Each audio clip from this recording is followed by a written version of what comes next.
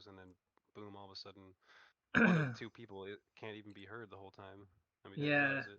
yeah, that was so stupid, man. I was like, don't even understand why it was like that. I mean, I think I do. I think it was like the voice was being recognized by, Twitch, but not by Discord no, it was Discord, but or not something like that. Twitch. I think Oh, because I recorded it on Twitch. So yeah, why didn't anyone in the stream like say anything then? Like they couldn't hear you talking I at don't, all.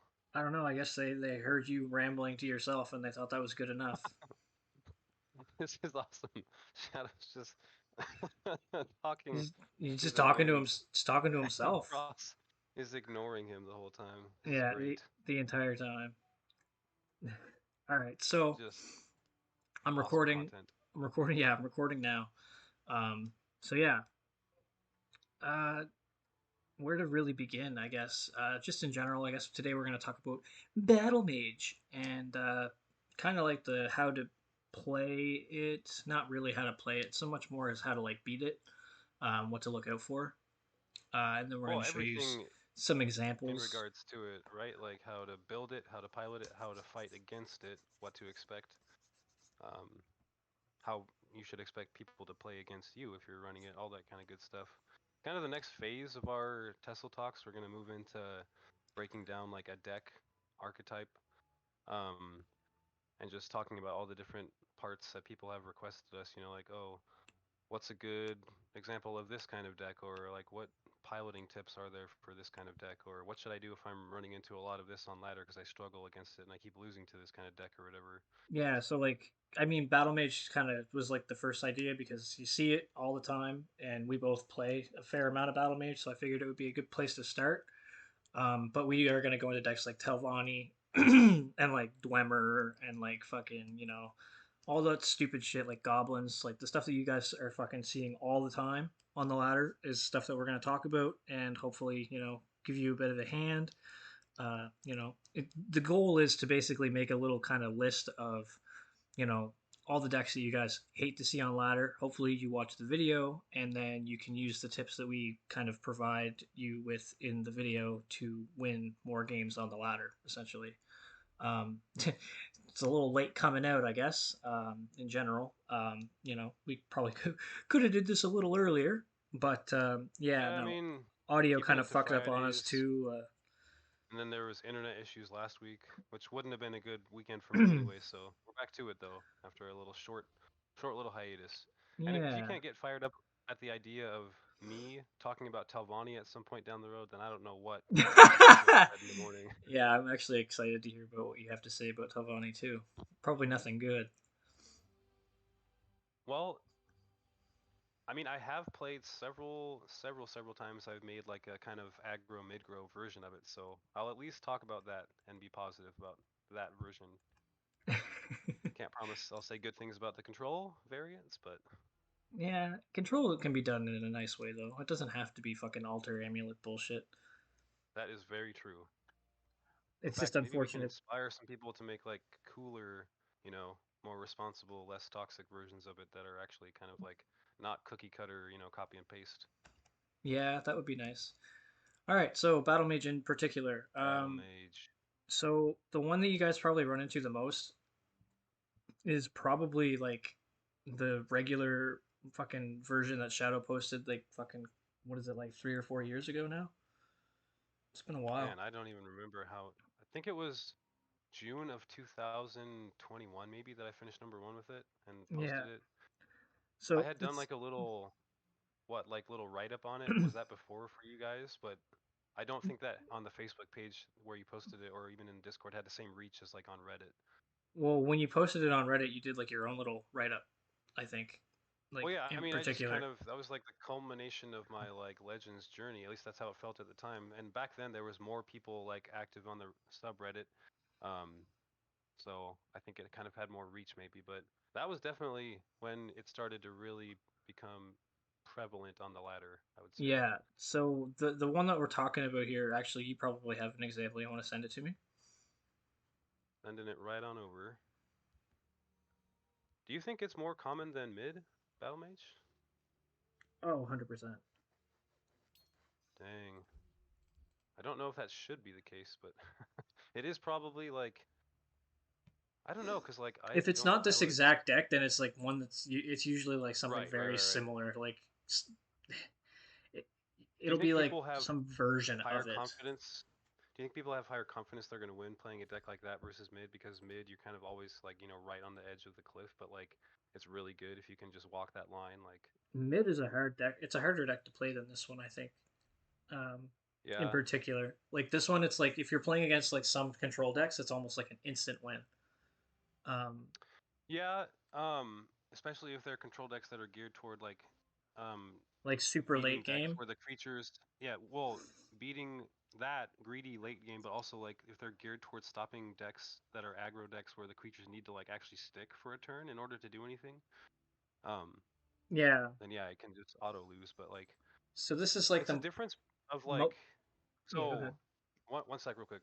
Like mid BM is like good against most things, not necessarily great against that many things. Whereas like the burn aggro version, in my opinion, is like super super strong against some things, but also like super super weak against like 2 or 3 decks that are out or archetypes that are out there, and it can be really hard not to lose to those. Yeah, like Telvanni. Like once it gets amulet and Depends, like, shit up, it's well, like it's yeah, pretty fucking hard to beat it. correct, correct. Especially if you're So running like Death Scythe and stuff. yeah, it's funny too. Like there was a fucking guy. Like I got downvoted when I said something on your fucking Reddit post the other day about some guy was like mid battle mage has no horrible matchups. I'm like that's not fucking true at all. Like what the fuck are you talking about? Like Bro, hyper aggro, like they you can't couldn't even talk drain. more out of your ass than say mid battle mage has no horrible matchups. Like hello fucking burn assassin. Like are you fucking Burn serious, anything, like bud? any hyper aggro deck, like you have This no way this to deck gain is a health back fucking this deck is a fucking bitch to fight when you're on mid battle mage for fuck's sakes, man. I know it for because sure. I fought against you playing this deck so many times. It's like Many times. and how many times would I lose because it's like I fucking my ally would miss and it would literally be the determining factor of me winning or losing the game and it fucking Well, honestly, uh even more than that, the biggest thing that beats Burn Battle Mage is drain, like life gain. It's yeah, like and number one obviously tool you want to have against Burn. yeah, and obviously this doesn't have or fucking battle mage in general doesn't normally have drain unless you're teching fucking clockwork dragons or something, which nobody fucking techs True. that in battle mage anyway, so it's not even Well, really they a should. fucking thing to talk about. I mean, it is maybe if you want to talk about it, we can talk about it, but for the most part, yeah, no, drain is not a thing that we have to worry about. So I like so it's funny because the original deck of this runs only 10 prophecies. So you added another covenant plate at the expense of I think a Satanine career. Either that or I just changed it from 50 cards to 51. No, that's possible too. But I think your original deck did have 51. Unless yeah, I don't actually like running more than one of Satanine because, like, if you're on top deck mode, like, it's a shitty you card want to to draw limit. top deck. Yeah, Yeah, for like it sure. doesn't do any direct damage. If you already have a creature on board, it's fantastic to push 3 damage for only 2 magicka. You always want, to do the same damage as your magicka that you're spending or more. Like that's the goal of a deck like this.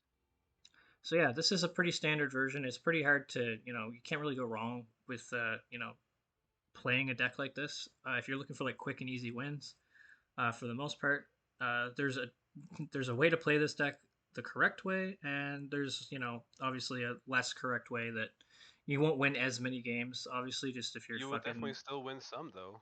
yeah, you won't win as many games. But like if you're not okay. I guess the easiest way for me to say this is not everybody can play this deck at the top of the ladder. Um, and that's just the fucking God's honest truth. And there's a reason you don't see this deck at the top of the ladder, like ever, pretty much. It's a hard deck to play and optimize the damage out of it. But that being said, once you learn how to do that really well, then you can play it probably close to the top. Um, I haven't played this deck at the very top of the ladder in a long time, so But I'm you not have saying. before though, right? Yeah, I've taken this deck to like top 10 at least, a couple times. It's when I'm like in fuck it mode and like mad and I'm just like I don't want to fucking play these long fucking games and lose to some I'm stupid the like same way. win condition that fucking comes out of Yep. nowhere like Yeah, fucking like A-League My Guardian, like fuck off. Yeah, my threshold for like BS in this game when it gets crosses, this is one of those decks that I'm like, okay, I'm Yeah. in, dude. I'm putting on the burn. Like, I'm just gonna either win or lose by turn 4 or 5, like, Yeah. and at least So, I'll be able to start the next game, like, even if I lose. But yeah. So this is a great deck for when you're upset at the ladder and you just want to get a quick game in, or you want to basically win quickly. This deck is actually it's kick ass. This is also probably the most common kind of deck you'll see Battlemage in general. It's like this, or like we were talking about earlier, mid range is also very common as well. Everybody kind of knows like the quintessential mid range Battlemage type deal, but I'll show you a quick example um, of, of a mid Battlemage that I run personally. you probably would Uh, see more mid at the top of the ladder than you would burn. Likely, Whereas, yes. whereas like a little bit lower, like in the hundreds, the 200s, maybe the 300s, you might see more like burn instead of mid. Okay, neither of these. I actually have like a fucking. It's like my old school like mid Battlemage deck. Oh, That's kicking around here somewhere. That's not it either. one quick comment on that burn deck, like before Yeah. you or while you're finding this, like people see cards like Lightning Bolt and Crushing Blow and think, oh, I'm just doing that damage directly to face. I'm going to use that to finish them off. And yes, No. that is very true. But it's a good thing to keep in mind that you can also use them to remove creatures that are either threatening you with lethal or that have drain and are going to just make you lose if they're draining every turn, or that are guards that are in your way so your other creatures on board can keep swinging and pushing damage. Um, so there is some kind of like tech style cards in there to deal with the kind of decks that are going to be favored against you, So this including is invade, which is why there's like a cast out and like a fear totem and stuff. this is not quite the deck, but it's very very very close. I went more of a Your old blue. Yeah, mid I went Battlemage? more of a blue with this particular version. I actually took my old deck and I was like, let's take like Skaven Pyromancer and like other shit out and put in Well, more that's like actually a blue trend. Like cards. I've noticed over the last I don't know how many years is to, and we've talked about Pat Saris maybe influencing people with his super blue version or whatever, but I've Yeah. noticed a trend of like mid battle mage going more the blue route. Like a lot of mid blue decks that have blue in it, whether it's Guildsworn, whether it's battle mage, whether it's I don't know um, Covenant, but Sorcerer, I find. sorcerer for sure, Katana absolutely. was running a nasty, like fucking mono blue sorcerer essentially. Um, that was like really hard to deal with because Yep, sorcerer basically covers everything that blue doesn't have. So it has the support removal in cards like Shadowfen Priest, which he wasn't actually running, but it has the silence, and blue doesn't have silence exactly. Like which is you're a big missing that thing. big time. But it does, but you do get silence through Sorcerer's Negation, and you don't actually have to lose any of your blue color because of it, which is really really strong. Um, Yep. So but ally we'll is talk. still going to proc more often. But we'll talk about Mid Sorcerer another time. But this is basically Mid Battle Mage, the blue version, more or less. And this deck is pretty standard. I mean, most people don't run Rage, I guess, but I run one Rage in mine. You'd probably That's see probably more. the only thing that's not standard. You'd probably run more. You'd see like more Cradle Crush and stuff. Telvos isn't always seen either. Telvos is a really strong card, though. I I think feel it like should be, yeah. more people should probably run Telvos, especially in a deck like That's a this good where it doesn't card. have any drain. Like Telvos is kind of like your like pseudo drain, I guess, by like kind of like absorbing that first hit every time, like every turn, to your It's face. kind of like a guard in that sense too, except like different, obviously. Like it's preventing damage to your face. They don't have to target it in order for it to do that, but like very cool card, very strong card. People definitely will lose to that card and then be like, man, that card beat me all by itself. Like, Yeah, and it kind of will too. Like if you're like against an aggro deck and you're in they're in top deck mode and you play Telvos, it's game. It's game over. As long as you don't because like just even if you hit them and give silence them a it, shitload of cards, like if you don't hit them and give them a right, shitload of cards, make sure you actually build a board before you start swinging for lethal. But like exactly. if you have Tavos on the board before, or if you have Tavos on the board and you're against aggro and they're top decking, you win the game. Just be And then, smart about it. Like be don't be an and idiot and yeah, be like, oh yeah, this guy's they fucking can't. face. Like no. The nice thing is obviously it goes without saying maybe, but like if you silence it or bounce it, the ward still stays on your face. That's not like an answer to their they're blocking your damage with the ward. Like in addition to any guards they might have or whatnot, they don't have drain in mid battle mage, but just like an extra layer of protection from those burn decks that like to do direct face damage. Yeah, so big shout out to Telvos. And actually, if you guys are like kind of keeping up with the whole Reddit thing, Warlock actually posted a list of like his top intelligence cards. I agree with pretty much every single one of them, except for like the placement of a couple of them. Like having Bolt higher than Harpy, I think is a little silly, but that's just semantics and personal preference, really. But Telvos is on They're that both list, and staples. it's on Yeah. that list for a reason. A lot of people were like, "Oh, I don't know why Telvos is on that list." It's like, well, you haven't played enough fucking Yeah, play Telvos it and find then. out why. Yeah, you haven't played So enough good. fucking Telvos then. Also, goes worth noting, I guess. Ross Pierre Dahl, he's been back for about a month and a half now. And A little longer, I think, right? in his mid battle mage, he runs two Telvos. So just to give you guys an idea of how strong the card is, yeah, Ross Yeah. Pyradol is running two of it Someone who in has his mid battle mage. that many number one finishes does not do things like that for no reason, just to like, for shiggles and gets, to put it Yes. So mildly. yeah, like you won't see Baron of Tyr in battle mage like ever. Uh, Pretty much, I don't think that I've actually seen it in anybody else's. On the Well, you would ladder. only ever even dream of it in a like heavy blue version, obviously. Like, Yeah, like it wouldn't be in like the regular standard version, but like this would probably be like well, obviously I'm not running like shit like Dushnika or Earthbound Spinner in this particular version, which are staples in the regular mid battle mage, for yeah, obvious reasons.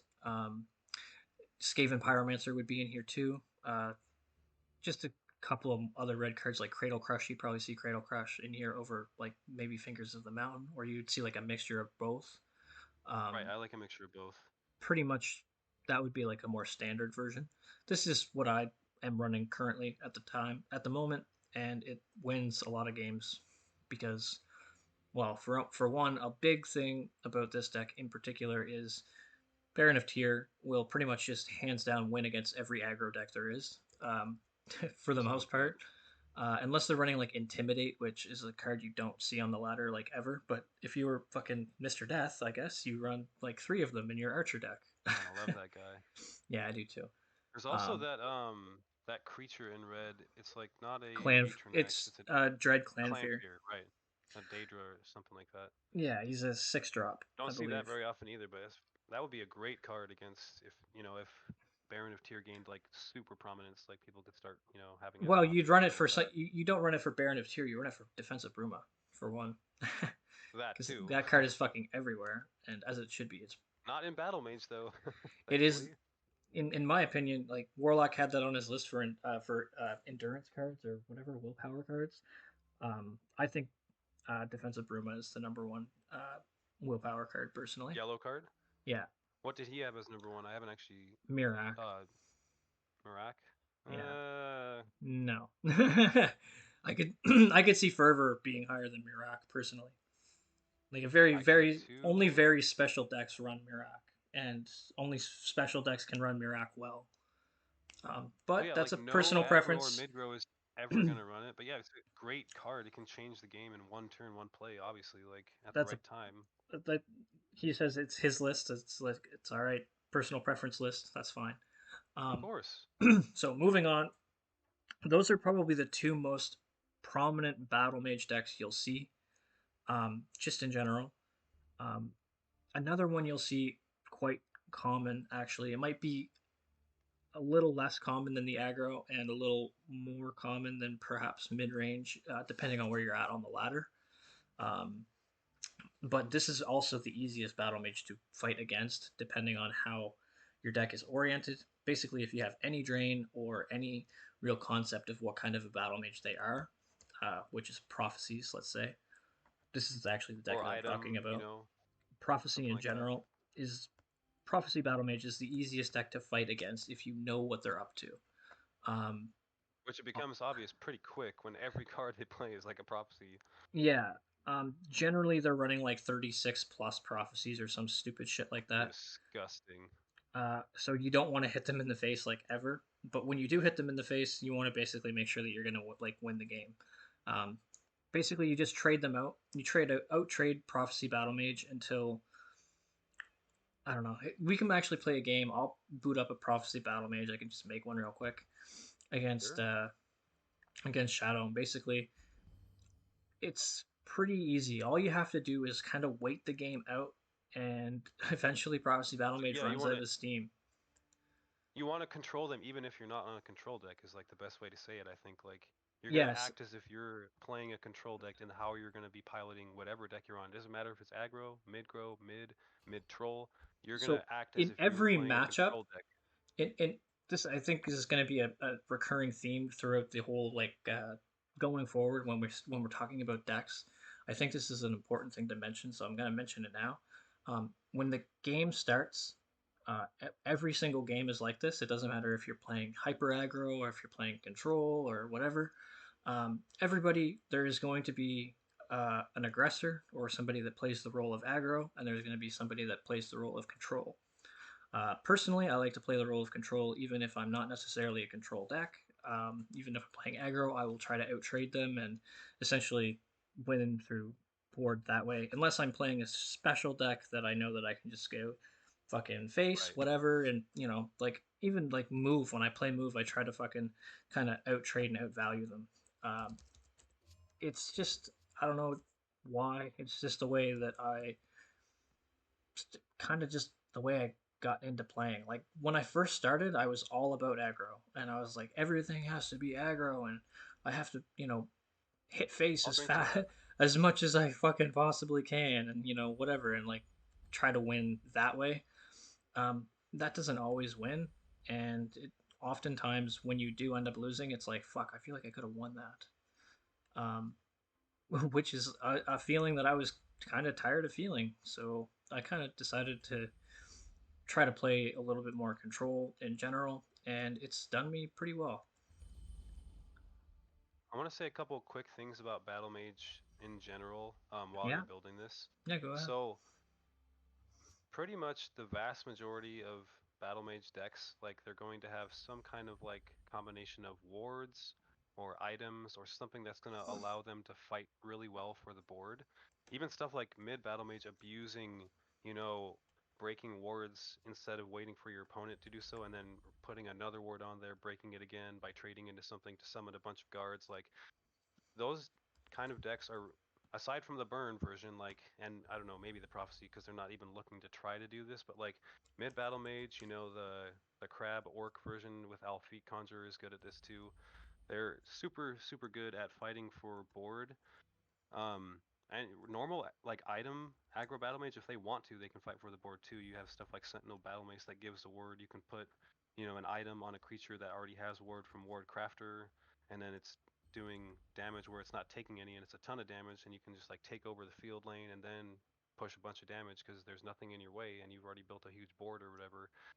So if you match a battle mage deck on the ladder, you've got to be aware that like even if your deck wants to fight for the field lane and take the board, like it may not actually be as good at doing that, especially off ring or something like that, as a lot of battle mage decks that you're going to see or run into are. So something to be aware of. If you're wanting to build a good one to play and to pilot on ladder and to get wins with, you can kind of lean into that identity. Even a card like maybe we don't see it that much anymore, but like you know um, Merrick at Oswala, who gives a bunch of items to everyone in his lane, or not a bunch, but like an item to everyone in the lane. Used to be stronger when there was less items, less bad ones.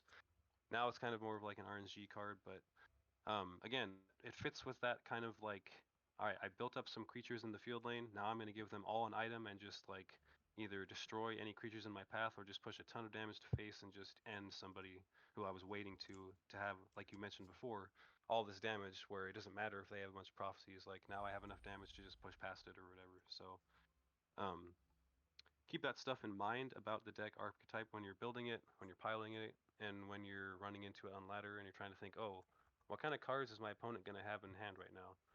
Well, they probably have like a Sentinel Battle Mace, probably have a Ward Crafter, They probably have probably have a reach. Lightning Bolt. What'd you say? Yeah, Reach at some time for sure. Yeah, they probably have reach. Is a big thing to say. Like when you're playing against battle mage, like reach is almost always a given. um, Yep, which makes it hard to play around, like play against rather. So like you when you're doing absolutely. like your final calculations for like damage in hand and stuff like that, you're like, okay, so how much damage do they have like on the board? Well, You want to add an extra like two or three than what you're thinking. yeah, think of Bolt. Like they probably have Bolt in hand. They probably have like he was saying earlier, We talked about Battle Satanine Mace. Courier. Yeah, Courier is another one. Like just those are like little things to kind of look out for when you're playing against like a deck like this. Um, in particular. A lot of Um, Battle Mage decks are also going to be running Sentinel Reclaimer, which then you can at least see that they have it in hand. But like, at some point they're going to be able to equip like a steel sword and a steel dagger to someone and just push 4 extra damage than what they already have on the board. or at six Magicka, they can do it as a surprise from hand, and you won't even know Yeah, you got it until it's for too late. sure. There is sometimes like they're gonna have lethal in a way you did not think they did. Like, and I've seen so many times even in Dagoth because it has access to those same colors. Like, And Swift Strike. you're thinking, yeah, well, they don't even need it sometimes. Like, oftentimes they'll have like one, Atronac on the board, not even like a storm one, just like a flame Atronac. And you're thinking, okay, I've got like, 12 health. They don't have 7 extra damage in hand. I've got lethal next turn. There's nothing they can do. I've won the game. Then all of a sudden, they have 7 Magicka, but they play like Sentinel Battle Mace and a Steel Sword. Boom. They can swing for all 12 damage in just one, one single action. Well, the stupidest is like when they, I don't know. I feel like the dumbest lethals come from shit that helps them top deck other shit. So like Ice Spike and other dumb fucking shit like that. They'll like Ice Yep, and Spike that's more of you. like a burn thing than obviously like mid grow with the It's like crabs they'll and the orcs Ice and everything. Spike and then top deck into something else, and then it's just like Yep. fuck, man. Are you serious with this? Like this is some Ice Spike bullshit. is one of the very, very fewest cards in the game that actually is like a direct counter, not by design, but just by happenstance to Telvas. Tel'Vos Magister because it draws you another card which could potentially be like Lightning Bolt or something, and it gets rid of that ward that's protecting their face, All while right, only sacrificing that 2 damage instead of think like having to swing with 5 or whatever. you want to know the best counter to Telvas? Forked Bolt. Oh, that's very true. Good call. Forked Bolt is the fucking best counter to Telvas that Gets there rid of is. the ward For the on mo him like and on the face for 0 Magicka. yeah, Absolutely insane.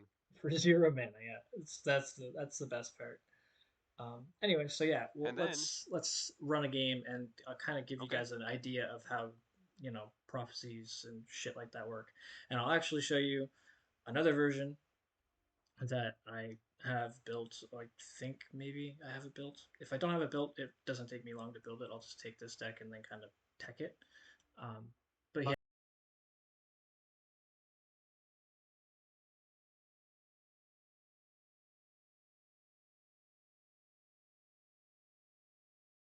and actually fight late game and win.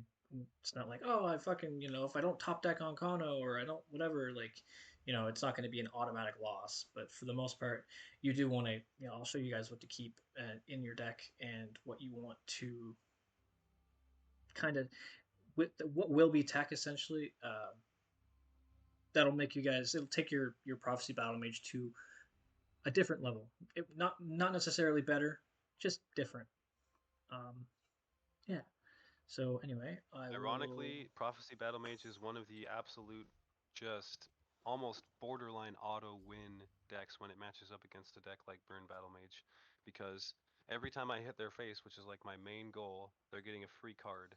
And they don't have to worry because I only have like 10 or 11 at most prophecies compared to their 36 or 40 or whatever it is about doing the same to me.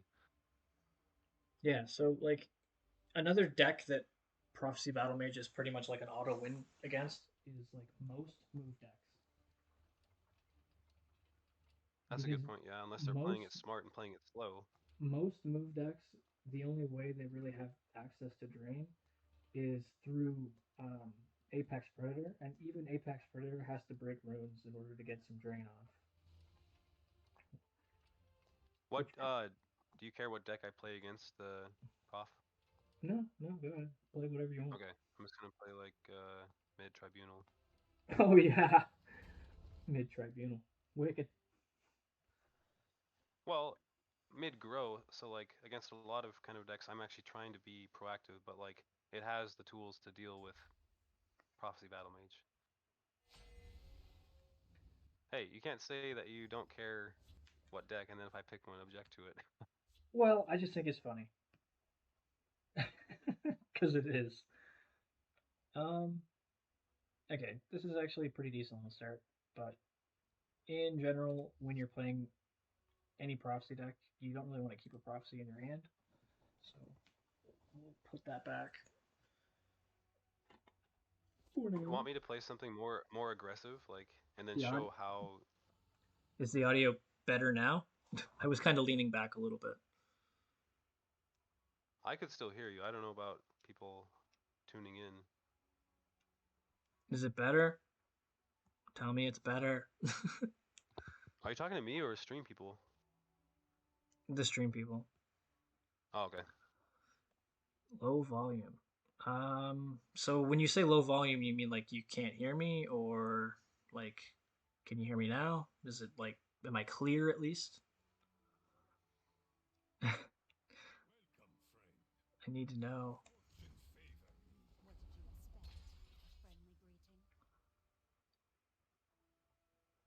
It's Okay. just low volume. Well, I guess it's better now. So I will actually like I'll turn the volume up in general. Oh,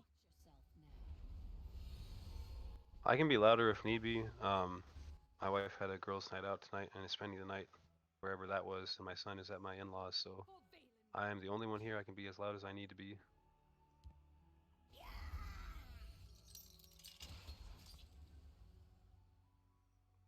okay, so this is better then.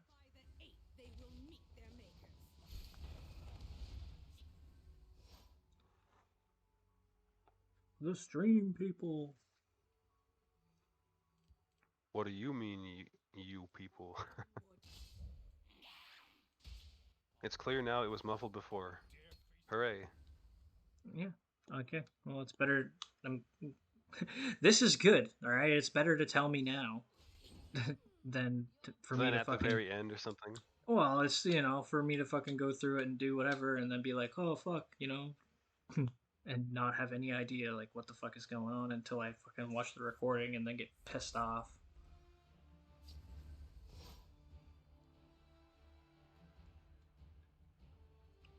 So it kind of goes without saying, this drain creature is like the bane of my existence, so I want to delete it from the board.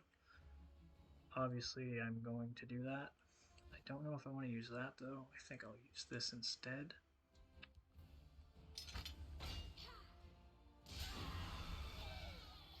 Bit of a rough trade, but she's got to be done.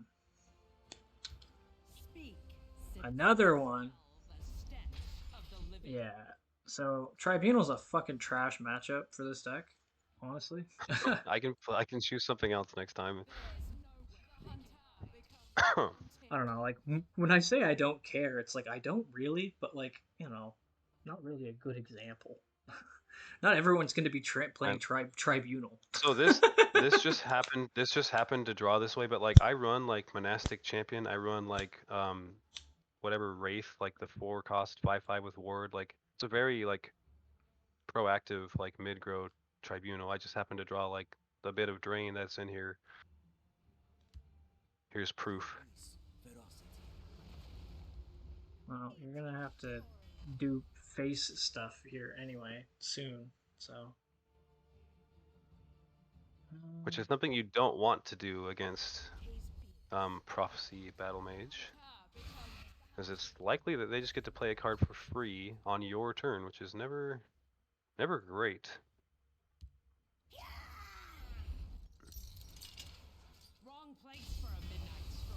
Case in point. Oh, that could have been 2 cards for free, actually. I've chained it into quite a few. Oh boy. Oh boy. Oh dear. So even in a matchup like this, it's not horrible. Ooh, that's gay. Lame. I mean, how do you know the orientation of that dragon, out of curiosity? Ooh, what card do I not want you to play? Lightning Bolt. Okay.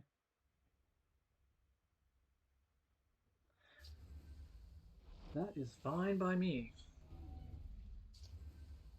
I'm guessing you don't have one then, in hand or I whatever. do not.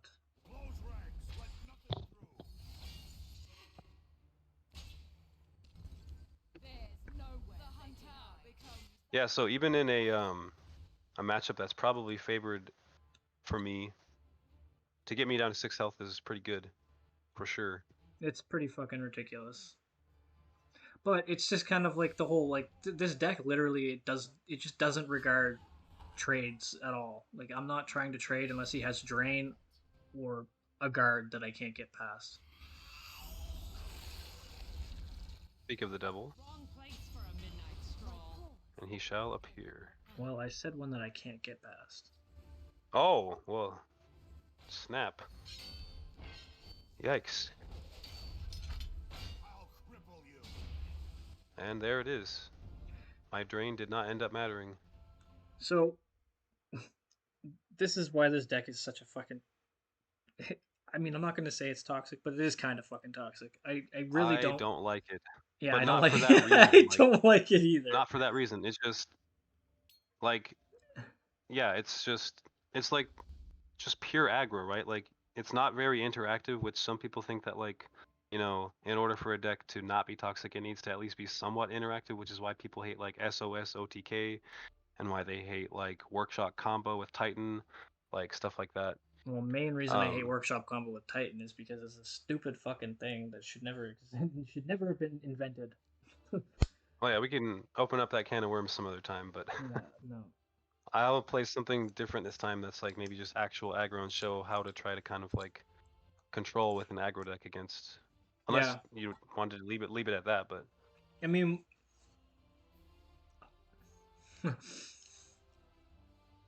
we can if you want. I would actually say that I'm gonna tech it. I'll tech and then we can go for another okay, game. So okay.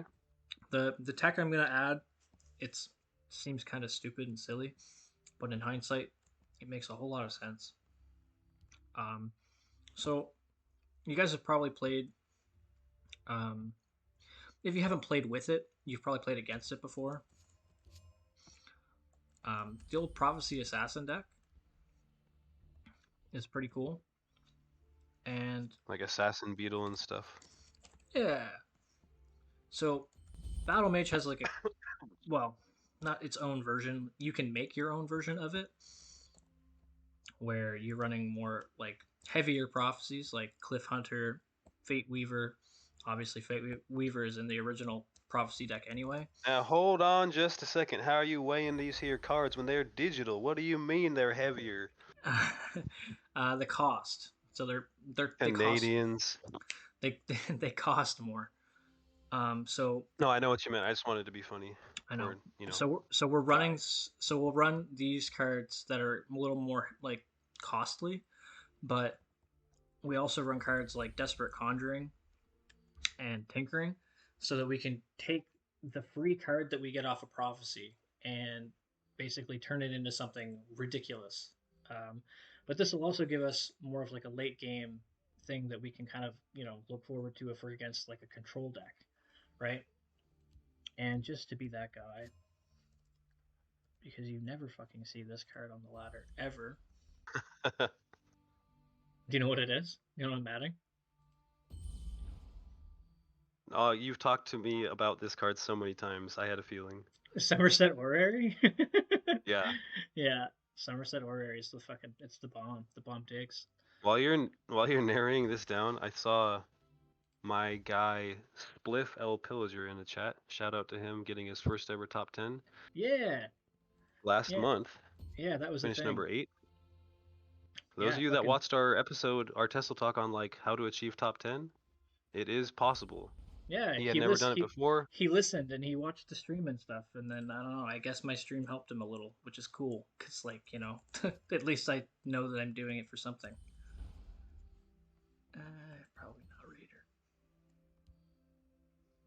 Mm, So, So in a deck like this, you kind of want to run a little bit more of like cards that you'll actually gain something from, I guess, for kind of sacking them off. Um, Elusive Schemer is a good example of that.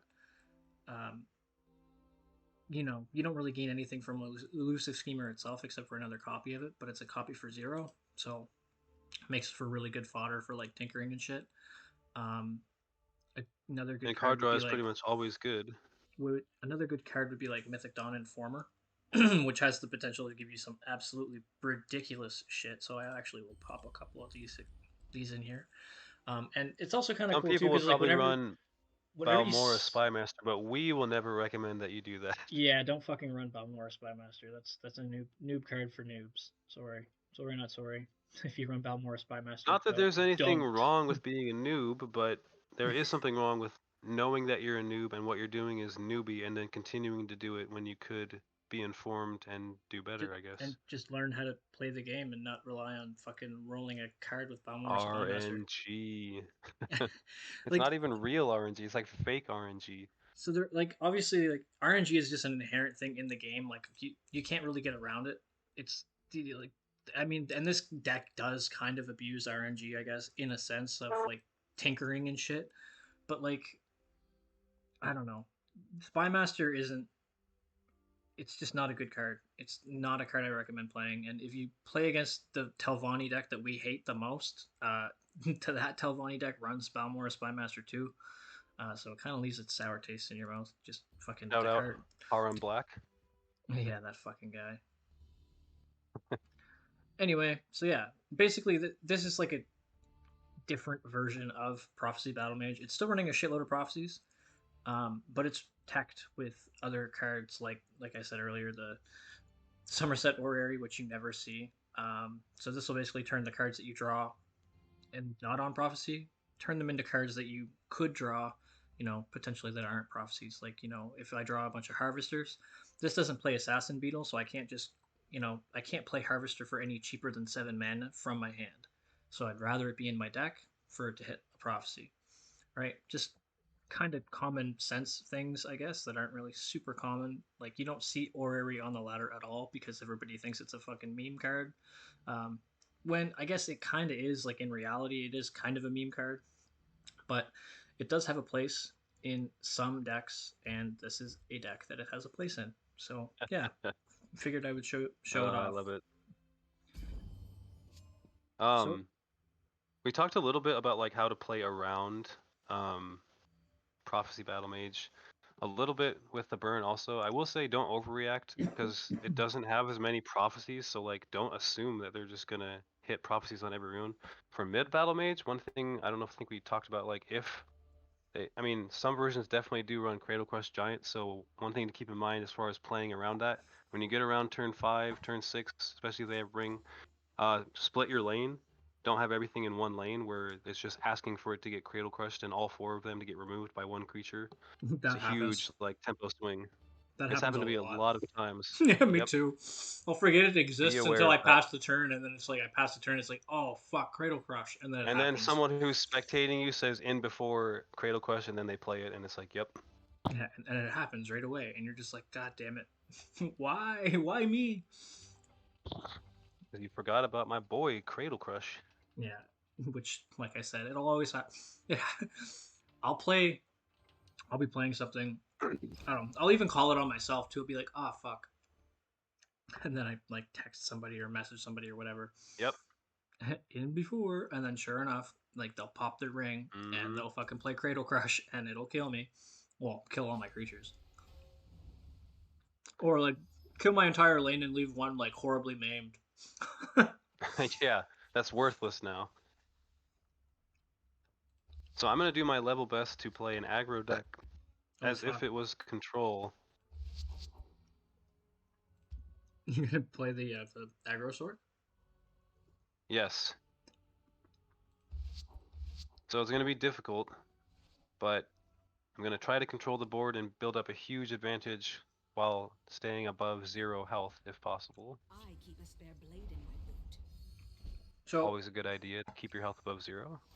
yeah, yeah. Unless you're playing Vivek and you want Usually. to be a cheeky fuck. Shout out to Horror Oh Story. my goodness. I stole someone's Vivek in not this most recent event, maybe the one before it or the one before that with Clivia Tharn, and then tinkered my own Clivia Tharn into something wild, and it just was, you had to be there. No, I don't think I had to be there. I was living it right there with you. It As was soon as you glorious. said that, but it wasn't Clivia, it was Euraxia that you did. Sorry, It with. there's so many Tharns: Abner, Clivia, Euraxia. Well, only one of them You're is an right though. Empire only Tharn, and you fucking chose the Empire only Tharn. Well, it's a spell, so oh, you're right. You're right. You I are know. right. Sorry, I was I know. mixing it. My So yeah. for a deck like this, the ideal start is you want to have a Tinkering and a Desperate Conjuring in your hand, so that when they break a rune, hopefully, it's something big like Harvester, or I mean, Harvester is like the gold mine. You want to hit Harvester off of Prophecy, like always, pretty much. So keep Tinkering, keep Desperate Conjuring, so that way when you get your 7 cost card, Oh man, I didn't want the stats to go over there. that way when you get your 7 cost card, you can just tinker it off or Desperate Conjuring it off. Ooh, yeah, that would have been nasty if they had one fucking right there. No, actually, also not where I want the stats to go. But You have a guard or this is something, not looking great. This or, is or not looking great. or a drain. You probably have Brotherhood in your hand, eh? I have Brotherhood, well, Grim Shield Brother, and then Barrow Stalker. That's what I meant. Brother something. Oh, you're running Barrow Stalker in Brother. this one. Brother. Borthor. This is not going well. Not Yeah. going so well. Yeah, this is going really bad. And I haven't even had to tinker anything. No, you have not. I smell the stench of the living. I'd say that actually, yeah, if I can remember, I'll actually open up a Word document and save the code for this and other decks that I make and put them in the description for the video, because it can be a bit of a bitch to like have to rewatch the video or whatever, And like piece together. Yeah, we need to do a better job of like posting any codes for any decks we talk about, or just like all our decks ever, for people like somehow linked to this or wherever it gets posted. And the irony of all ironies, I get a prophecy before you do in this matchup. Well, you didn't hit at all, so it makes sense. Oh, I should definitely not be hitting. At least And not yet. this is where it can. This is probably where it'll turn around, actually. Ooh, rough. Are you saying rough because they turn into werewolves and rough is like something a dog says? No, but that would be kind of cute. Oh man. Ah. Deshaun Avenger. So the cool thing about that card is, like, you know, it has the whole last gasp thing going for it. But if you hit Desperate Conjuring on anything that has the last gasp thing going for it, you still get the last gasp. Whereas if you use Tinkering on it, you won't get the last gasp, which, you know, I kind don't of see unfortunate. it. I don't see any last gasp on it. Well, not anymore. I wasn't actually expecting to get anything with last gasp from that, so like that was kind of cool. If this is a bolt, I am gonna be frustrated. If it was a bolt, that would be awesome. Just right before I start gaining life. That's actually not bad though, because now you take out one of my only ways to drain in this deck that I happen to draw. But I have no choice. I have no magicka left. I still do drain even though I lose the creature.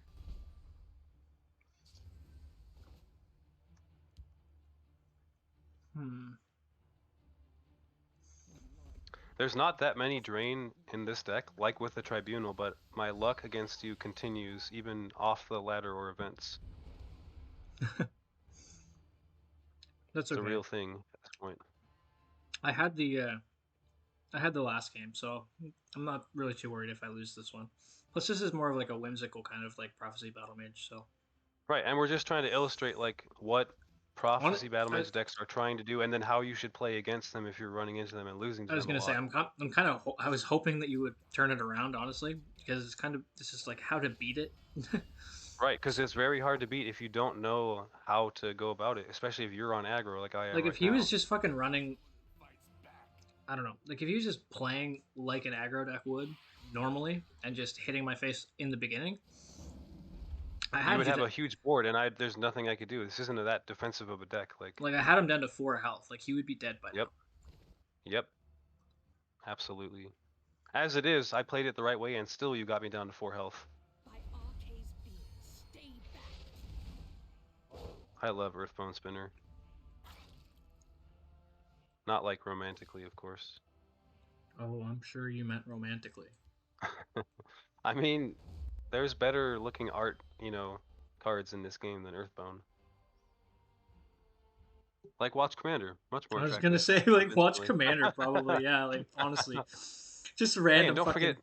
don't forget Bleak Coast Troll. He's right there with 3 eyes. Like, Oh yeah, man. that really does it for you. Rough. So if this was Desperate Conjuring would have given him. We would go from 4 to 6, and I'd still have cover. Something to keep in mind too, guys, is like cover and whatever. If you're tinkering a creature, the difference between tinkering and Desperate Conjuring. I know this isn't really part of the whole like lesson that I was trying to teach, but it's something that's worth noting for just in general. Um, if you tinker a creature that doesn't have cover, then the creature that you tinker into won't have cover. Same as if you hit a creature, like so if you're going into a guard, for instance. If you tinker into a creature that has guard in your like intermittent tinkering type deal, then the final creature you tinker into won't have cover. But if you use Desperate Conjuring on a creature that even if it doesn't have cover, and you like it basically summons a new creature. So you'll also So it'll gain. gain cover in the shadow lane. It'll gain cover. Your Luzra, if you have a Luzra Groshar on board, will gain a buff from the Desperate Conjuring. A whole bunch of cool things will happen if you use. It's the difference between one and the other. But the thing is, with cards like Tinkering, you want to use them on cards that are higher costs. So like think like Oncano, or like I said earlier, Harvester, where when you're tinkering into a creature, you get a good summon effect. So like for instance, if I tinker Oncano, I tinker Oncano. Oncano can tinker into Euraxia, and then Euraxia can steal one of their creatures, and then you mid tinker, so you tinker again into something like Manny Marco or whatever. But you tinker off to Euraxia. That way, you don't have to worry about it dying, and you lose the effect. And then they get their creature back, exactly. Yeah, exactly. So something to keep in mind, like the intermittent creature that you hit, going from 8 to 9 or 8 to 10 rather, is something to like kind of keep in mind. Um, you guys probably, if you guys watch the stream, you see me do it with Ox all the time. Yeah, just something So to I keep want in to mind. point out real quick how I technically did have lethal on board last turn, but I chose not to swing for it because there's 3 runes left, decent chance that you get something that's going to block one of my creatures or shackle it or just remove it with a lightning bolt. So I chose not to, and now I have a big enough board and I'm going to be draining for 7 if I'm smart and swing with this first. And there's a prophecy, but to feel confident that I can close this game out. There it is. If you had gotten Harpy as your prophecy last time, my lethal would have gone away, I believe. And there's a guard also, so that's 2 of my creatures that would not have gotten to attack. So Whoa, my turn just ended from the turn. I was What? gonna say if he wasn't talking, I he took would too have. long, Yeah, if he wasn't talking, he would have won. So we'll just and I concede. probably still will, but No, you will. I'm just gonna concede. I There's no. would Yeah, have won last turn though. Like, I could have played Somerset Orrery and like tried to like draw a card or something, which would be cool. But anyway, that's how you fight against Prophecy Battlemage in general. I think that it's such a well-known deck though that like most of you guys probably already knew about it, knew how to fight against it. But for anybody that's a little newer, always nice to kind of show you guys these things that I don't know maybe aren't so obvious, or maybe stuff that you know I can almost guarantee that nobody fucking played Prophecy Battlemage, like the one that I just played. Like, I'm not gonna say nobody has ever done it, but it's not the Prophecy Battlemage you're gonna run into on the ladder.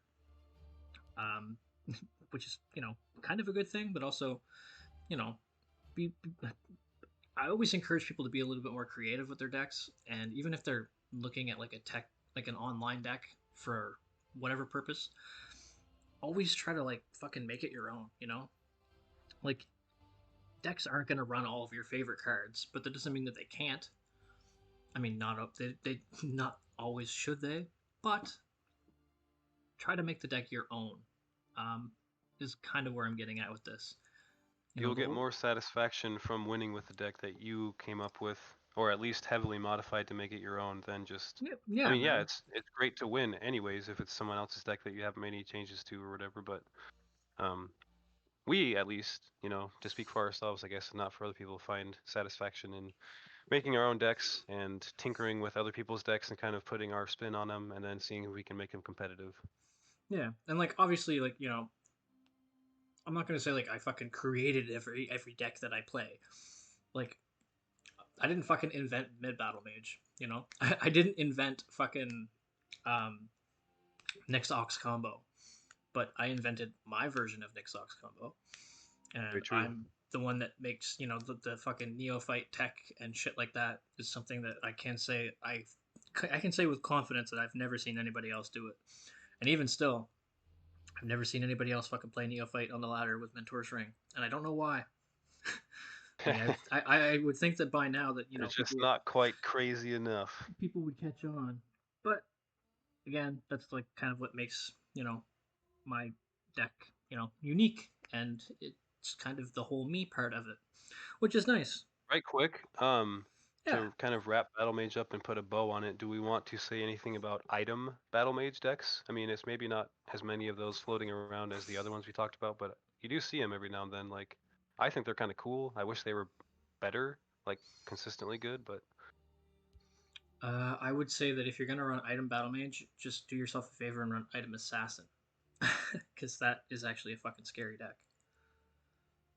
well, yeah, but it's not the only goal when you're making a deck or playing one to have it be, scary necessarily. Like No, for some people, anyways. so for yeah, there is actually a very good or very decent fun version of item battle mage with kind of like a treasure hunt aspect to it. That Okay. is quite good. It runs like Ratway Protector and stuff like that, and you run Some cards staples are like going to be like Rehad, Horseman, obviously, and then yeah, um, the other one that Rehad benefits Battle from items Mage, being equipped. Rehad Yes. Battle Mage. Sometimes you see the crazy combo with I know maybe you think it's not like an actual true combo with Dragon Star Rider, but No, and then in blue. Dragon Star Rider is like a legitimate combo deck. Okay, I couldn't remember if you thought that or not, but It, you'll yeah, in blue you'll see cards like Skilled Blacksmith, and then Ring of there's a Lordship will come guy, down. Basically, Ring of Master Lordship. Swordsmith. Yeah, and Gardener.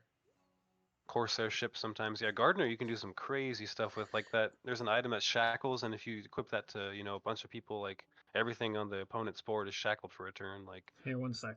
I'll actually show you guys the cards that we're talking about. I'll make a deck actually here. I'm going to take this just in case people want to see it. item It's Battlemage aggro tends to be kind of like all or nothing glass cannon, even more so than burn, I would say. But it can win really, really fast if you draw right, and like if you don't have the kind of deck that can beat it, like you're just out of luck. Like so another card that works really really well for these like item decks. We'll say Rehad is obviously going to be in here, so we'll run 3 of each Rehad. Prowl Smuggler is just bananas card. oh man, yeah, it's a uh, natural fit. let's say Raider. There's a card that's pretty recent to the game, that a lot of people when it came out thought was gonna like kind of turn item decks into like like actual top tier decks, and that's Yokudan I was Nightblade. gonna say Yakudan. Yeah, this guy. Yep, or Yakuden, whatever. I don't know how to He's pronounce pretty. things, but He's pretty cool. Actually, like I think he's decent in like a lot of like aggro type leaning decks in general. mm-hmm. fantastic stats for a 1-drop, even if it wasn't for his effect. We'll throw 3 Corsair ships should be fine. Skilled blacksmith. And I mean, if you're not partly including cards because they look cool or the art on them looks cool, then like, what are you doing? Look at Yakuden; it looks so awesome. He looks like a little ninja. Exactly. What am I looking for? Master. Yeah, Master. I mean, I don't know about any of Arms. you, but like, my title at work certainly isn't Nightblade. So if you want to be more of a cool kid, you know, at school, sit at the cool kids table. Certainly isn't Nightblade. Well, I Run fucking Nightblade, hope yeah. not. Like, good lord, you'd have to be like Listen, I don't know how they do it in Canada. You know, your new job that you're starting. I don't know if that's your title, but it certainly isn't for me. You'd have to be a fucking murderer, I think, if your fucking title was Nightblade. Like, let's be real. Hey, I mean, you say the word murderer like it's such a bad thing. Yeah. Yeah. Somebody cut the fucking. Turn off the audio. Cloak and Dagger. I mean, yeah, it's kind of frowned upon. Yeah, I guess, you know. A little bit, like some parts of society.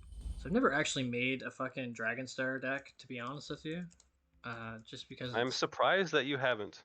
It's just one of those things that like it's so eggs in one basket. I actually have. Like, it wasn't good. I didn't keep it very long. I didn't really win with it very much. Maybe one time, and it wasn't even from the combo. But like, I did make one back in the TESL. So basically, what this deck tries to do is it'll play fucking. Oh, we can't not talk about the like really crazy play of that creature that does 1 damage to everything in lane when you equip a weapon, and then you equip like a lethal weapon or something like that. I don't know if that's in Battlemage though. Well, Battlemage doesn't have access to a lethal weapon, but you'll see that card. It's what's it called? Whirling Duelist. Right. And that card is fucking wild. It's almost kind of like how people try to do the Staff of Sparks with a lethal creature. It's similar to that. Like, you can kill a whole lane with like one creature that has lethal dealing damage to all of them, basically, like if they don't have ward or whatever. So this is not necessarily the best example of an item battle mage or even necessarily a soul and pants deck. That's fine. But in general, this is kind of fun and cool. And I mean, if I actually wanted to look more into it, I would.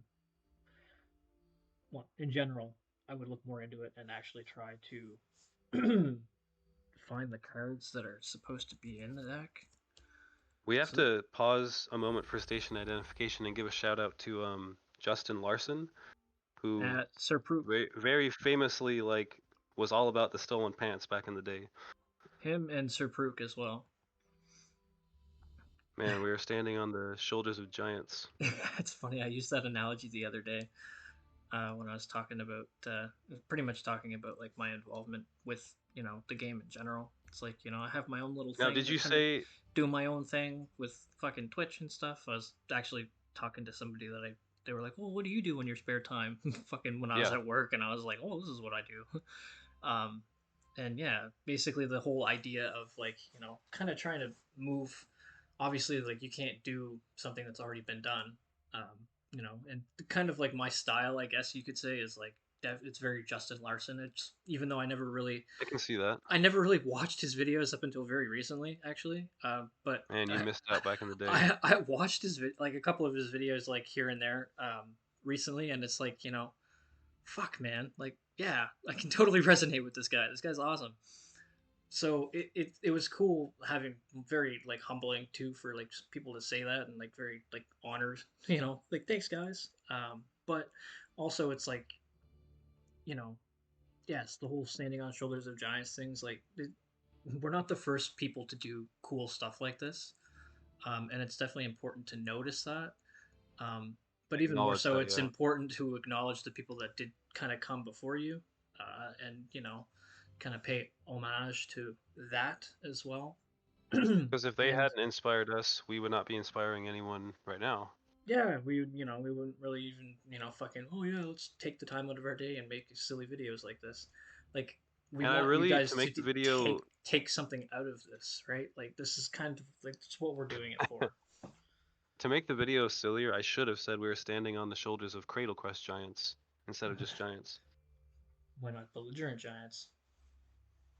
Well, He's probably taller. that's true. I have no And he idea. certainly he's had more to drink. I mean, undoubtedly. Stampede Sentinel is probably the taller one of all of them. What about Vigilant though? I don't know. Stampede. When you actually look at the art for it, Stampede Sentinel looks That's true. Yeah, pretty fucking. he's a monster. He's a He big looks boy. pretty fucking tall. Anyway, so this is And that card is a like never fun. played, but it's really cool card. It's good for market and shit. Yeah, and anti-burn also. Okay, I'm gonna play this against. I don't know. Let's just take it on the ladder and say fuck it. Okay. I will spectatorate. Because I really don't care if I win or lose, especially this early in That's the not the season. point of a deck like this. Yes, but when you do win, it's amazing. This is I've never. this like is I pretty said, late in the month for is it? myself to not be in legend ranks. Oh, you're not in Legend yet. Well, until today I literally only played the spell sword I was working on. I did play some burn BM today just to like try to like, you know, make some progress toward legend, and I figured once I hit legend I'll start working on that spell sword again, but I was gonna say I almost have the fucking. I almost have my alt. Like yeah, well, yeah. alt is like almost rank 1 actually. So I don't even know if this is an ideal start, but it looks pretty decent. Ooh, Rastouk from the FR France clan. Battle of Clan players. So I think we can get rid of Cloak Dagger. Maybe keep Corsair shit.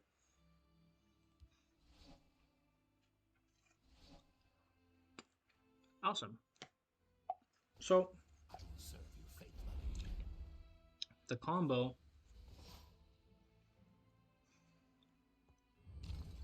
that this deck really wants is like Ring of Lordship would be wicked. Oh shit! I should have added Tome of Alteration as well, because that's kind of like my draw power outside of Man, Dragon. Great Moot Squire. I don't see that very often, but it's actually a good card. No, it's not. It's trash. It's a bad card. You don't like it? No. 2/3 for 1? As far as veteran cards go, bad card, in my opinion. But that's Well, only I'm not because even thinking about the veteran, like, but just the stats without any like catch, I guess. Like, there's another purple, you know, 2/3 for 1, but it gets shackled after it attacks every time. Yeah. Like I and suppose this that's. one does not. It just has to survive one attack, basically. Like, I suppose that's fair. In terms of that, I guess and it's okay. and like it's only going to be ideal if you're playing it on your first turn when they're not going to probably be able to put a guard in the way yet that it won't survive against. I mean, maybe they will, but like if you have ring and you're playing it on your first turn, the chances of them playing a guard that'll kill it is pretty low. Like with 3 or 4 cards in their hand and no ring. I don't know. Like I think it's an underrated card. It never really sees play. I don't even play it, so I guess I can't hype it up that much. But like. Part of the reason I don't play it right now is because my collection is like the farthest thing from complete that it can be. Sadly.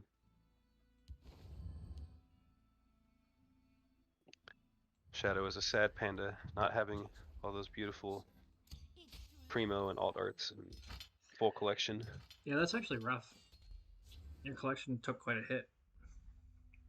Well, and I know how to go about rebuilding it more efficiently and faster, but I just choose not to do it because I am impulsive and like I get an idea for a deck and I don't have all the cards, so I'll just shard things in order to like make that deck. Yeah, I don't do it do like that. every month, and then I won or I placed high enough in one of the events to get like, you know, the premium legend that I opened up, and it was, you know, Bone Colossus. And so I was like, oh, now I have to make a skeleton deck. And not only that, but like if I'm including more than one copy of Bone Colossus, they all have to be premium. And now I'm trying to make the whole deck premium if I can, but I sharded so many cards that I had built up just to do that. Like God, just don't be like me, you know, That's if so you're funny. watching or listening to this, like It's funny because like I know exactly where you're coming from. Yep. from experience. Tacoma, Washington. Oh, sorry, you meant something else. Yeah, no, it just total like I've been there with the whole fucking, you know, everything has to be premium. If my entire Like deck isn't premium, then it doesn't matter. like what you're not supposed to do in order to get that collection back to where it needs to be, but you just choose to ignore that knowledge. Like, Yeah, it's definitely impulse. Like, sometimes it just can't be controlled. It is what it is. It is what it is. Be suckled. So in general, I have no idea what I'm doing with this deck, but it's fun and it's very cool when it works. I guess. Um,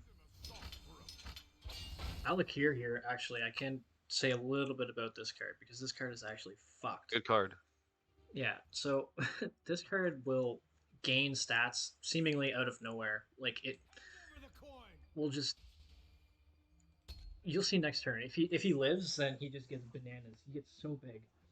So every item you put on this guy, he gains another 1/1. So like it turns your dagger from just like a 1/0 into like a 2/0 equip. Doesn't This he gain card, health too? yeah, he gains health too. So like So it's a 2-1, not a 2-0.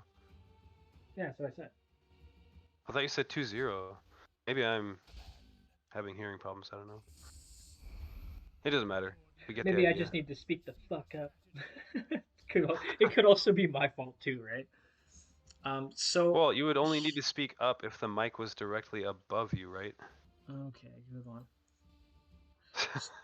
So You didn't sound like you actually thought it was a good one. yeah, well, for obvious reasons, I think. So Dragonstar is a cool card, and this is why. Boom. Card So draw. he will draw me cards, pretty much. That's what the card does. That's the only reason he's in the deck Imagine is if to you draw had cards. a gardener or two on board right now, like Gardener is the card that just makes this deck like ridiculous. Like yeah, Dragonstar by itself is fine, but Gardener is the card that makes this deck ridiculous. yeah, To like be Mace of Encumbrance to be able to to double, be shackling. yeah, Yeah. doubling cards like this as it just makes the deck really really good. Um, You can get a ideally, lethal out of absolute nowhere, like yeah, ideally I would have skilled Blacksmith down and I would have played it, but as you can see, anyway, if I have Gardener down, it's like these stolen pants. They're going to summon another creature, which is also going to get hit by the Corsair a ship. dagger. So if I'm playing Yep. Sparksmith, which is another card that goes in this deck really Yep. well, it's actually in the deck. Doing damage every time you equip a weapon. Yes. Anyway, 8 damage kind of just came out of nowhere too, which is, holy fuck. So But yeah, yeah, people are gonna see the gist of what you're going for with a deck like this. Like you can really do big splashy, like huge damage turns out of seemingly nowhere that your opponent can't really prepare for, like unless I they're might clairvoyant.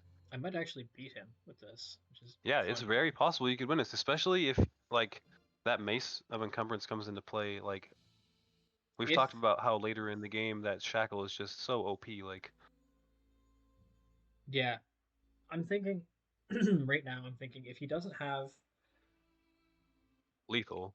if he doesn't have lethal, or if he doesn't have like a silence for Dragonstar.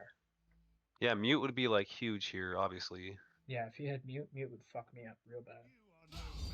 And again, that's a weakness of this deck. Like, this deck puts a lot of eggs in one basket, and silence just makes an omelet out of all those broken eggs. Okay. He got kind of lucky with where the stats went from that haunting spirit. Maybe not. I don't know. He played it right, but like.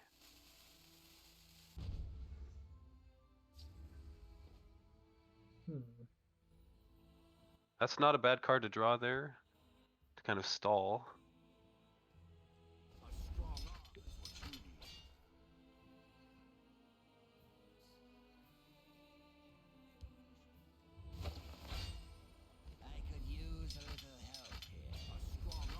I'll probably call her a night, by the way, after this match, and or saying anything else we want to say to wrap up Battlemage. One of our kind of mutual favorite deck archetypes or decks? I do love Battlemage. What's Pretty not to much make love? I mean, pretty much make a Battlemage out of fucking whatever. Recently, I've actually been making not recently as in like super recent, but like within the last like couple months, a fun Fear Totem Path Mage version, which oh, nice. yeah, you could do some pretty wild stuff with Path Mage in general. Even that even It's that more. battle mage you made today for the event is pretty cool. Oh yeah, no, I'm definitely going to talk about that a little bit here in the video as well. Just because I'll save it till the end, mainly because of Even the best for last. well, not that necessarily, but I think it's more along the lines of like I'm trying to finish the event with that deck before I talk too much about it because I don't want to run into it in the You event. don't want to run into it and have it ruin your runs. Yeah, That's fair. that's the thing. And like the deck is I doing can so respect well. that. Like it only lost that one to that fucking prophecy invade motherfucker, you know, and that was just bad luck. Yeah, because it was the one that gains health, right, for like, or sorry, yeah, gains life for like how much power and health it has, and it was a 3/3. No, he played that after, like the turn after, but he hit me What with a was the blast. prof then? It was blast, and it killed my 6 attack fucking Of course, because quartermaster. the gate was probably like big enough by then. Yeah, it shredded the quartermaster, and I was pretty pissed I off hate, about it. I mean, I hate a lot of things about Invade as an archetype, but like, I hate how good the prophecies that they gave to it were, or are. Um, all the cards in that deck, like, I don't know, man. Yay! I won. Woohoo! I was not expecting to win that. I'm not even gonna lie. Like I'm not even trying to sound humble or anything. Like I just did not expect to win with that at Well, all. Rastook is a good player. And again, like item battle mage isn't like a meta pick normally. And this is a deck I've never fucking made before in my life. So like Well, don't delete it then. just to Hang kind of on to put that. that out there. I'd say it back, but I can't. The game is doing things, buggy things. I hate the bugs in this game that like don't let you talk to people or they like show people offline Oh and yeah, it offline. shows them offline even though they're not or whatever. And they'll still be able to chat to you sometimes. Like it's crazy. Oh yeah, it's like you'll see me in the game. We'll literally have just been chatting, and then it'll show offline, and you're like, "What the fuck?" And then you go to talk to them, and it just won't. It's like what? Anyway, so just something I will show you guys that this is actually like my favorite mechanic in the entire game is consume. Okay, um, I've come from a background of Yu-Gi-Oh and Magic, and there's a lot of graveyard manipulation and graveyard play in general in those games, depending on the deck that you play, obviously. But I like the graveyard because it's kind of like your second chance to, mess around with something and pull something out of like something that's already been played. Basically, you get to play things twice, right? Or use things more than once in a way that whatever to win. So the big thing for me in this game is consume. I really like consume. It's a big reason why I like Alfie Conjurer. It's a big reason why my favorite card in the game actually Blackworm Neophyte finds a really good fucking home in this deck.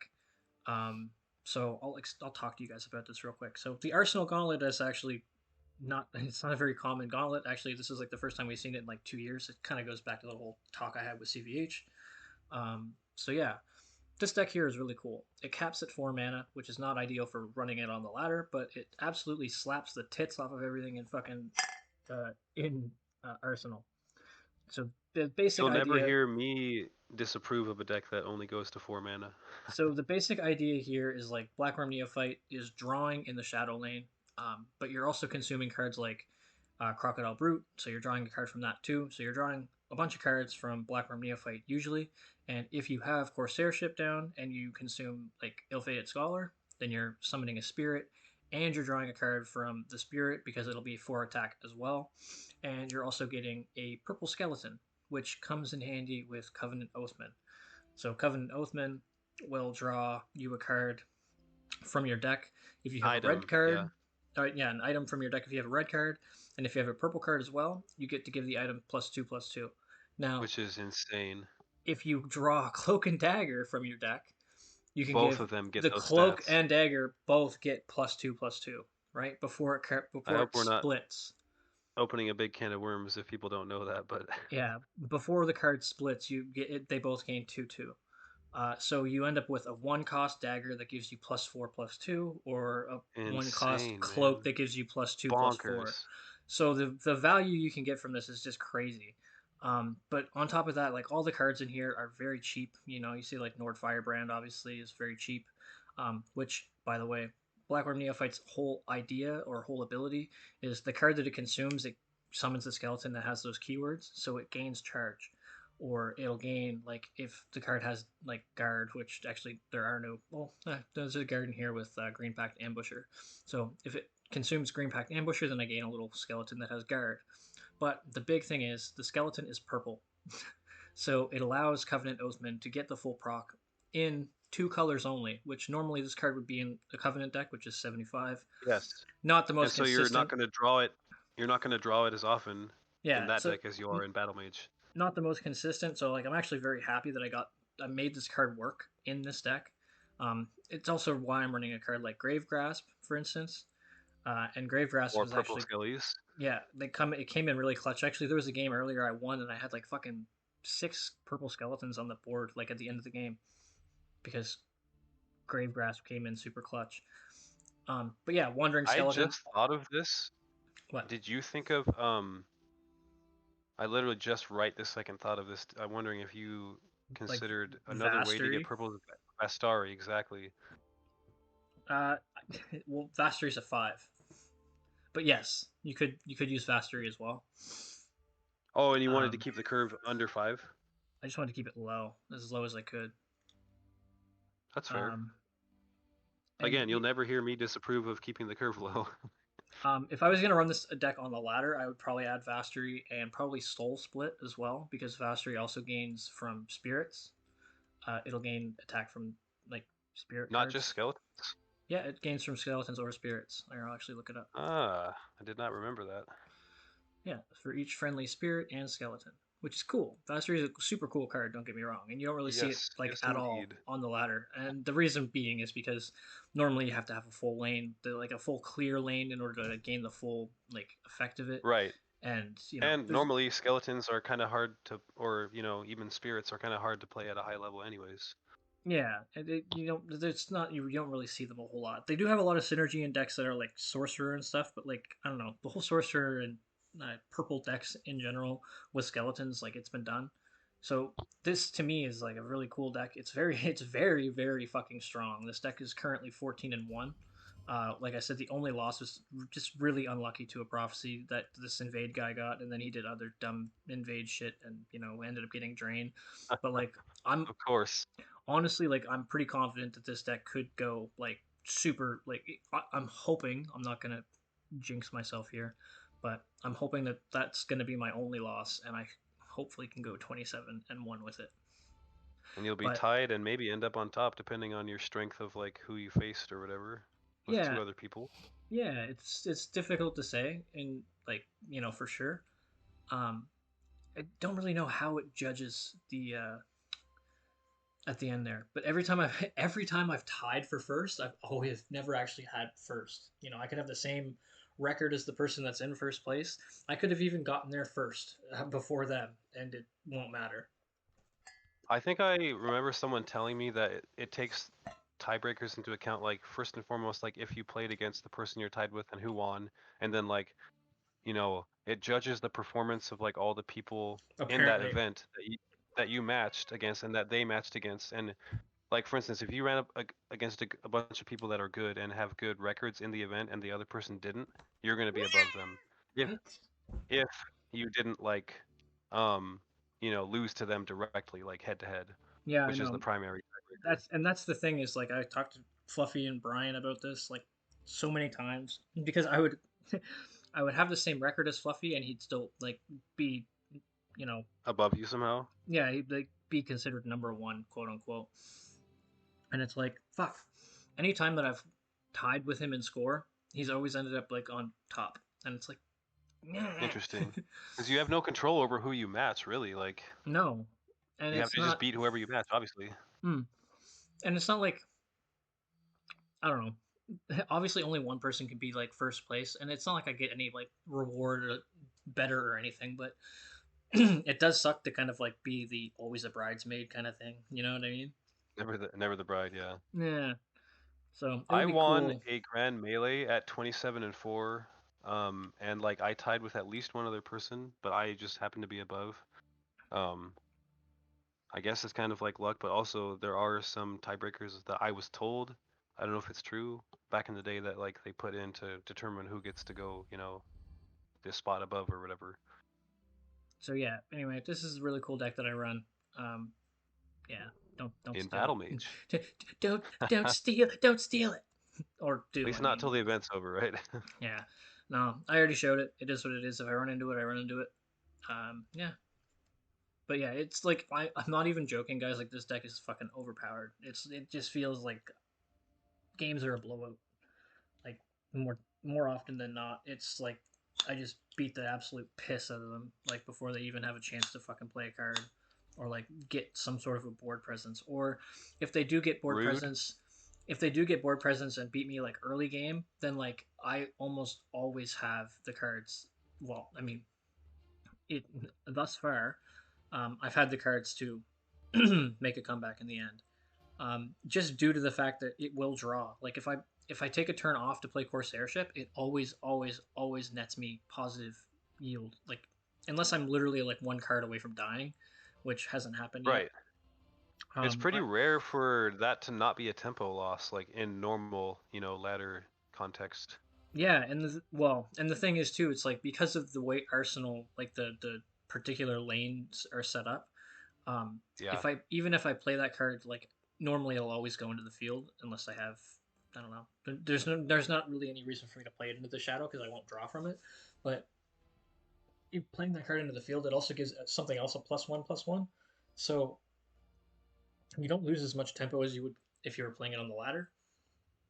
And the big thing about that, and the reason why it's in the deck mainly, is because it'll put those threes and sometimes even twos, depending on if there's like an Orc land captain in the same lane, up to the Sure. point where you need it'll put it up to the 4 mark, which will allow you to draw a card in the shadow lane, which is the big reason why this deck is so good, is because like I said, the neophyte, usually you consume something like a croc.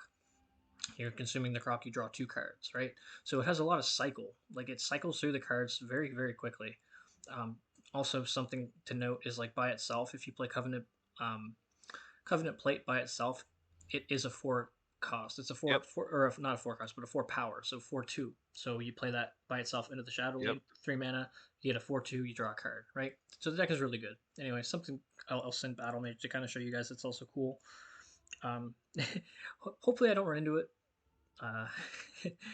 Uh, just by showing it. Well, you just talked about Orc Clan Captain. That made me think of, we did it when we were recording this the first time, but not this time. I don't think, like the whole, Crab. crabs or orcs, elf.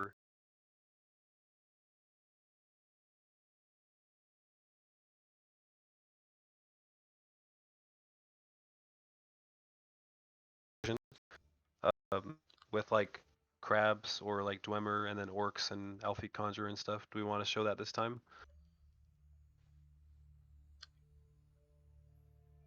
Um.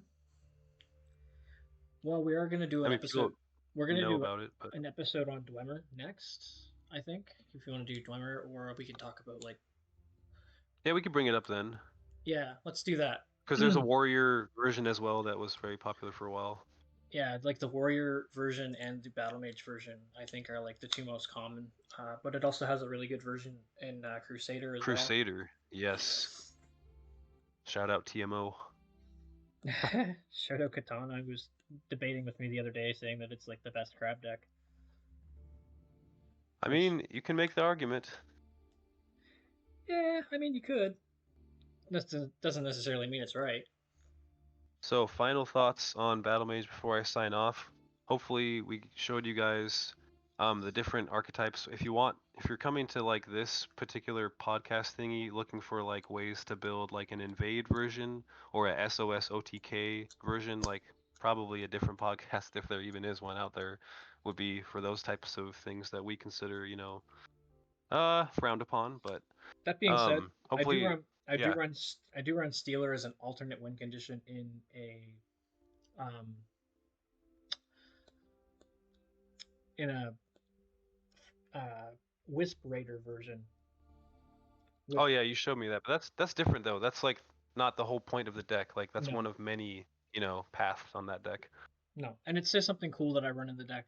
I will actually I'll post a link to all of the cool Battlemage decks that we're talking about, including the Crab one. I know that the Crab one isn't necessarily as loved and adored as other Crab decks in particular. But Okay. I don't fucking care what those people say. They're wrong. I mean, I brought it to the very first NPO tournament that I won.